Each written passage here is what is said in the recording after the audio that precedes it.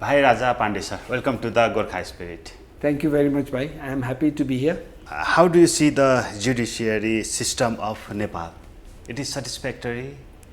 No, it is not satisfactory. Judicial system, we have had a very sad history. From the very beginning, Nepal judicial systems was set up to serve the rulers. We used to have lawyers who were called char passe before. Basically, this whole thing had foundation in corrupt practices. So that's the sad beginning. But now with modern education and new institutions coming up, that is slowly beginning to change. But even then, the system that we have introduced is far too complicated, far too expensive, and it simply does not serve the interests of Nepalese people who don't have too much resources to spend and too much time and don't understand the complications of the system. The whole system needs to change. It needs to be revisited.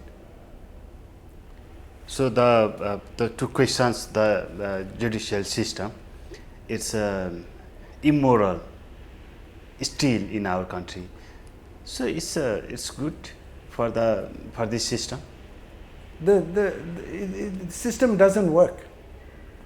Basically, people do not get justice in Nepal. That's a belief. They believe that court system, if they go to a court, they will not get justice.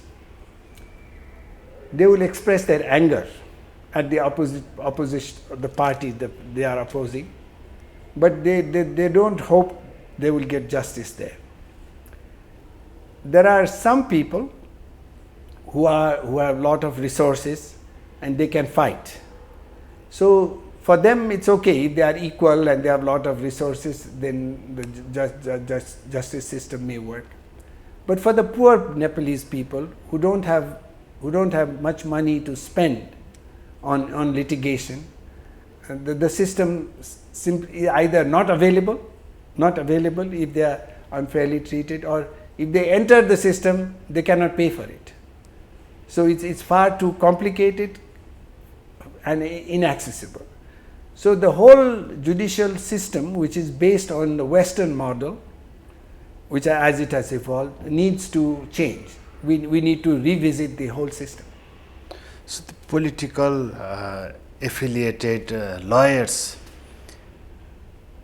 that the public talked about our this judicial system. So is it true the political parties send their supporters in the courts?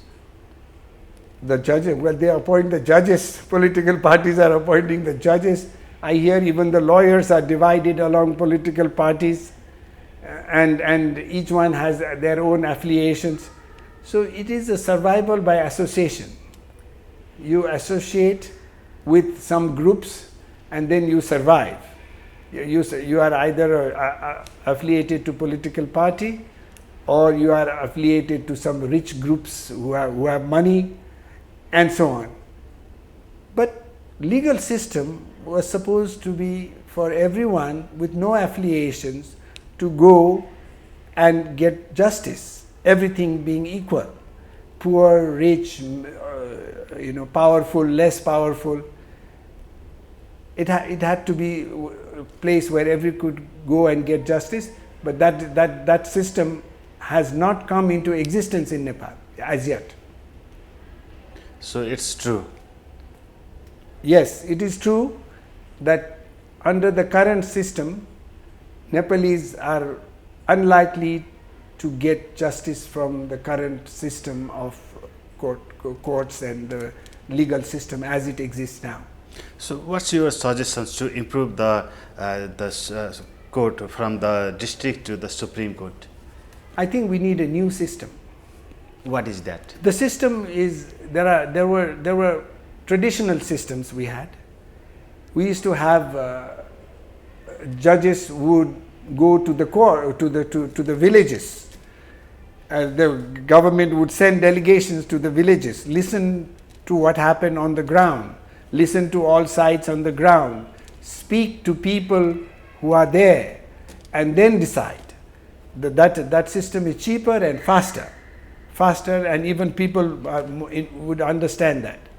But now this system of one court and then appeal court and then the Supreme Court and cases getting stuck in all these courts forever, and people have already died, the decisions have not been made, and so sometimes 40 years, 50 years to make a decision. The whole system has completely failed. The government is a government body, yes? Yes, it's a very important part of the government, judiciary. It is one wing which should function in Nepal. If it doesn't function in Nepal, investment will not come into Nepal. If the judiciary is not functional in Nepal, no one will come and invest in Nepal. Leave aside the justice for people. All our courts are saddled with property issues, property disputes. We need to resolve that. Some 50-60% of the cases are related to property and inheritance. That is such a waste of time. The court system has to be discussing business, investment opportunities, and how the investors come and whether they got the return for their investment and all of that. That part of the court system needs to work. So many investors are refusing to come to Nepal, looking at our judicial system and how frail it is. So, hypothetical question: if the government or political parties don't interfere in the judiciary system, it will function well in this system. The system itself needs to change. This is a Western system of court system, lower court, appeal court. We need to revisit all of this. This was practiced in Europe, and there's different levels of court system. We need to find a system that is suitable to Nepal. Nepalese understand. So we have to go back to traditional legal system, which worked. Where wise people sat down and decided in a village setting. It's called panchayat, yes? Well, it was during panchayat system too, but there were in the past there were delegations that went to villages and sat down with all the parties, disputed parties, and made decisions on the spot. Those things. But we have to find something more local to us. Not this system which we have inherited. It's completely alien to most Nepalese. So the Nepalese people don't believe this Western imposed judiciary system? It's not working. It's not a question of belief. It's not working. People have no faith. If you talk about the most corrupt or most disliked people in the country, they are the people in legal profession. Those who are legal. By the way, I am a law teacher myself. So, but in our case, everybody thinks that they should not lawyers don't deserve to be paid because they don't do any work, something like that. Doctors, people will pay.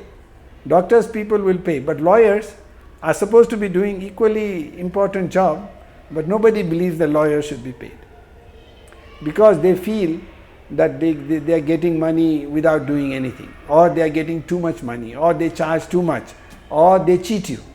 This kind of. The justice in Birganj, he just freed the Aftab Alam, a Congress leader, and the justice is also believed that he is Congress supported. Yes. Justice. Exactly. So that's why I am saying justice needs to be done, and justice needs to be seen to have been done. Now, in this case, even if the judge has made the right decision, the perception is that he decided because he was a congressman. He left in because he was Congress.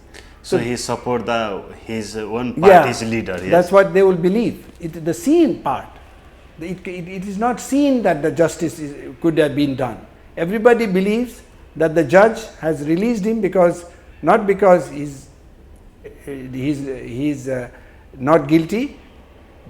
He may be guilty. He released him because he is of Congress party. That is the perception people are going to get. So it makes the perception even worse of the justice system. Like when you have this political interference in the justice system. So is there any possibility to improve this system, people's perceptions? Yes, it's very easy. It's very easy. We have to say that the judges will have to be politically neutral. They will have to be smart, intelligent, honest and politically neutral. It may not be possible to have completely political neutrality because we don't know what's in their heart, but by and large it should be clear that they have no firm political beliefs, that they have no obligations to political parties before their appointment. Once we do that, if we get competent people as judges and lawyers and all of this, it can change. But it will need a lot of cleaning. It's a house that needs clean up to be cleaned. As a law teacher, how do you see the case of Ravi Lamichhane? Do you know him? I don't know him personally. I have never met him. I have only heard accusations against him, or I have heard things said in his favor. So at the moment, I don't know. I don't know what to think of it because ours is a country of rumors. We like to talk about rumors. We want to make accusations, and we don't necessarily follow up.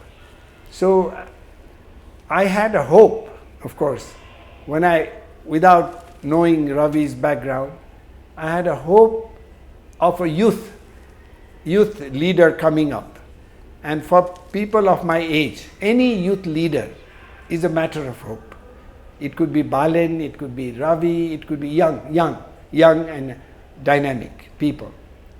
But so now there seems to be lot of rumors about everything. So people like us are a bit lost.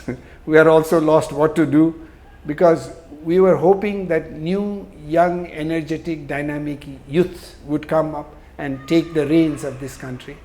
But that is still not happening. Thank you, sir, for joining with us. Thank you, bhai. Thank you, bhai.